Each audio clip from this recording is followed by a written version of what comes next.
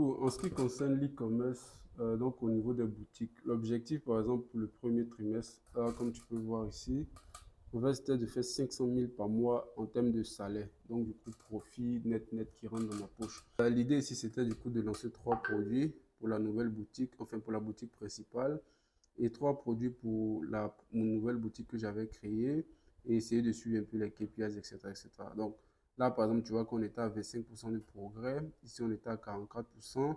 Et là, on était à 100%. Bon, donc, tu vois que là, il nous envoie à 56%. Donc, normalement, si tu analyses 56%, tu te dis ça va. En fait, c'est les 100% justement d'un truc qui n'est pas très pertinent qui donne les 56%. Là, par exemple, si je te montre, tu vois que le plus gros mois qu'on avait fait au niveau du premier trimestre, c'était le premier mois, donc c'était janvier.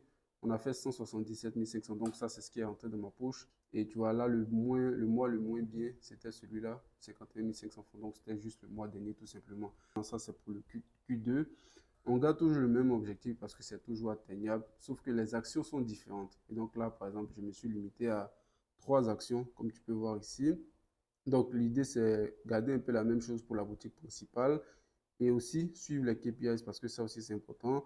L'objectif, c'est de faire 40% net profit. Donc, du coup, en fait, l'idée, c'est que quand tu fixes tes prix par rapport au prix de vente, au coût d'achat, etc., en fait, il faut que tu gardes ça à l'esprit. Comme ça, quand c'est comme ça, tu as une bonne marge. Disons, tu fais 3 millions de chiffre d'affaires, 40% de marge, tu vois que c'est très bien. Pourtant, tu fais 3 millions et peut-être tu as 20% de marge, tu vois que c'est la moitié.